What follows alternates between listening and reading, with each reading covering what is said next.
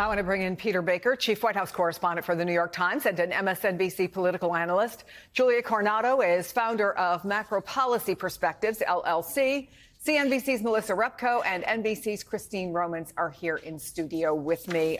Christine, let's start with the basics. Why is the market reacting the way it is? Because tariffs, like these tariffs will be big, they will be disruptive, and they're going to change global trade. And anybody who has any exposure to a global supply chain is about to get a whole lot more costs and disruption in their system. So it's just short of doing Etsy in your basement, doesn't, and I'm not disparaging that, I've bought from it, but doesn't almost everyone have exposure? Yes, absolutely, especially the automakers. I mean, you talked about Stellantis. They have two factories that they're going to be idling, one in Mexico, one in Canada, and that means the people at the powertrain and the stamping facilities in the United States, the Americans in the United States, now won't have the work to do that would have been fed from those two factories. So that's what an international system looks like, and that's what Trump, on purpose, the president wants to break that. He wants everything made in the United States. So, Julia, how scared should Americans be right now about what's happening now and what could be next? Well, this is going to be a sizable shock. We calculated the weighted average tariff on U.S. imports at something close to 25%. Which is just above the Smoot-Hawley level of 1930. And it's starting from a point of more like 2.5%. So this is a massive shock to the cost of living for Americans. And I think, as you've been highlighting, it's also a reshaping of global trade. It's a tremendous friction in the system in terms of where and how our supply chains are currently operating. So not only is it a price shock, but it's going to really disrupt investment and employment and activity and how it's currently organized globally. Melissa, I want to play a little bit of what Treasury Secretary Scott Bessent said when he was asked what happens now. What would you say to Americans who worry that they'll have to pay more in the short term? Well, I'm not sure why they would have to pay more in the short term. That we don't know what the price effects are going to be. Will there be a one-time price adjustment? Could be, but we're also working on the tax bill, and for working Americans, I believe that the reduction in taxes is going to be substantially more.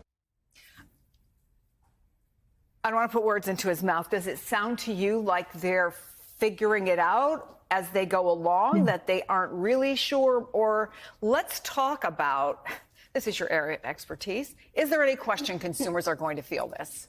Companies are going to have to figure out how to deal with these costs. And there's really three ways to do it. They absorb it, they share it with factories, or they pass it on. And the reality is a lot of companies, Target CEO spoke about this, mentioned prices will have to go up if tariffs come into place, and these were much broader than a lot of companies anticipated. It's affecting a lot of countries that they moved into, frankly, to avoid China. They were moving into places like Vietnam to make furniture and toys and clothing, and now Vietnam is facing a 46% tariff. So it's harder to go anywhere else and to source from anywhere else because these are so sweeping. 180 different countries. And Peter, the question everybody wants the answer to, is there a point at which this becomes too painful for the administration and the president reverses course, dials things back at all? What are you hearing from people inside the White House?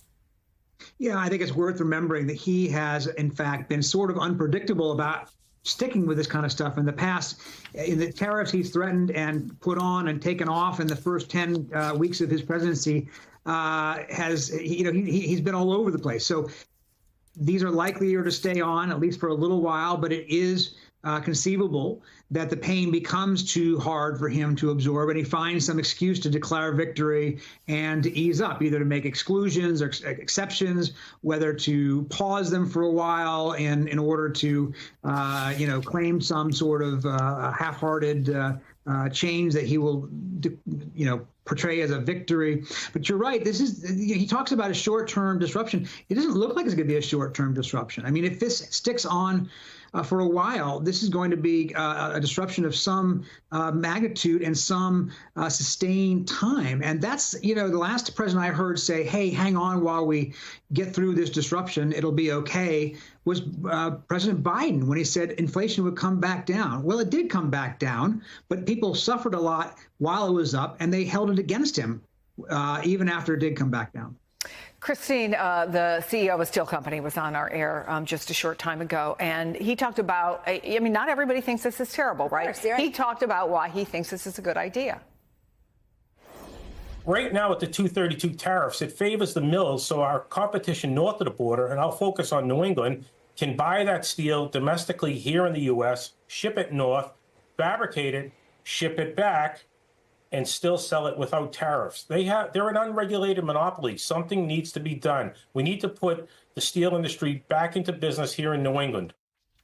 What should we make of that argument? And is that an argument, I mean, not in the specifics, but broadly, that can apply to a lot of companies? So look, when you look at the steel industry in particular, they have for years been battling cheap foreign imports, product dumping in the United States, currency manipulation so that no matter what, like the Chinese mills will always get the best price, you know, and flood the market. So they have a legitimate concern there.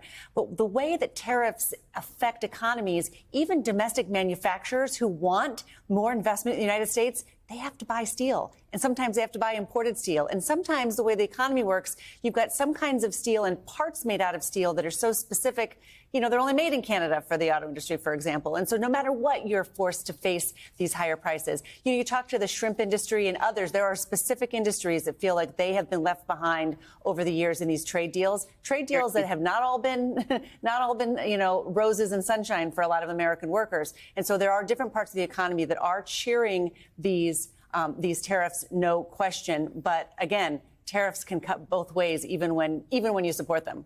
So, Melissa, let's talk about how this impacts companies right now. You and I were having a conversation. I think we were both watching CNBC. The CEO of Restoration Hardware, which, you know, sells, I think, pretty upscale furniture, was on the air in real time when he looked and saw that his stock was plummeting. And he said some choice words on the air, and you can understand why. But you have an article out now that notes that companies we all know, like Nike, Wayfair, American Eagle, will be impacted because of supply lines. So how do they weigh their options? You really can't argue with the numbers. That's the challenge, is that Nike, the company you just mentioned, 50% of what they import is from China and Vietnam. Footwear is almost entirely imported, all the footwear that's sold in the U.S. Can I interrupt you for just 1 second, and then I'll let you continue? There was a guy on our air today who's the mayor of a Midwestern city. He said he just bought his kid a pair of Nikes. He took the box, $100. It was made in Vietnam. He said, so this is going to be $125. And with Nike and Restoration Hardware, you have to remember they're dealing with a challenging time to begin with. Consumers are already being value conscious. They're spending carefully. The housing market is not working in the favor of furniture makers, many of whom produce overseas. And same goes for Nike. They're in the middle of a softer period of time. They're struggling with their brand. They're trying to reinvent themselves. And so it makes it that much harder to potentially increase prices. So they're going to have to think really carefully about how do they handle it. And that's why you see such a strong reaction to the stock market, especially for these brands that already have a few factors weighing against them. Yeah, Julia, I want to take that one step further because the president and his top officials have talked repeatedly about bringing manufacturing back to the U.S. I want to play what the Commerce Secretary, Howard Lutnick, said this morning on CNBC. You're going to see the greatest resurgence of factory building and factory production in America. This is our time. Everybody is going to build their factories here. Everybody's going to move their factories here, and America is going to become the producer of much, much more of what we consume. Does that reflect the world that we live in 2025, or is he trying to bring back a vision of the U.S. economy that's in the past? It's way in the past, as in before World War I in the past. Post-World War II, the U.S. was the champion of integrating global economies, integrating supply chains, letting countries seek out their comparative advantage to increase prosperity, and intertwining our economic interests also helps prevent conflict. So there was a vision of a global economy that worked together and was more peaceful coming out of the world wars. And this is turning the dial back to a much more conflictive backdrop. So will companies relocate? Will factories relocate in the U.S.? It's still going to be a higher cost place for production. And one of the big dangers here is that we're showing ourselves to be an unreliable partner. We are combative. We are punitive.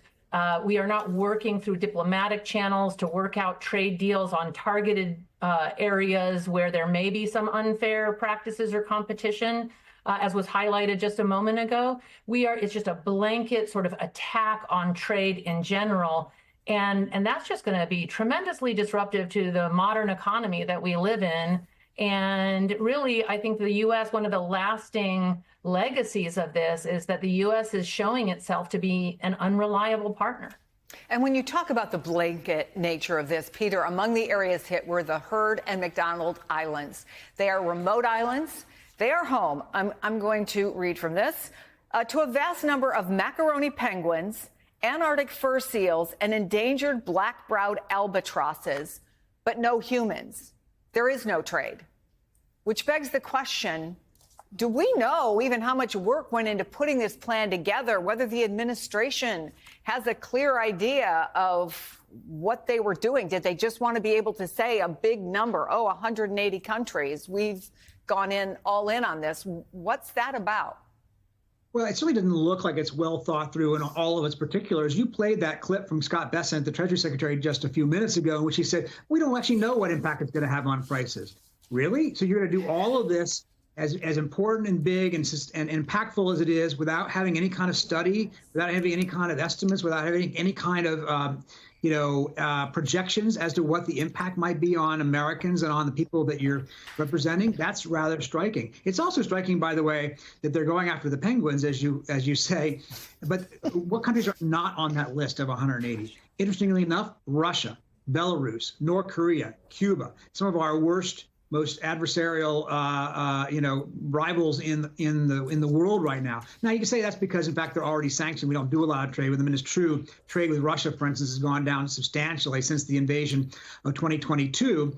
But we still do several $1 billion worth of trade with Russia, which is a lot more than we do for some of these smaller countries that are on the list. And yet Trump decided he didn't want to impose new tariffs on them. Maybe that's a tactic for the upcoming, peace negotiations, but it raises a lot of questions.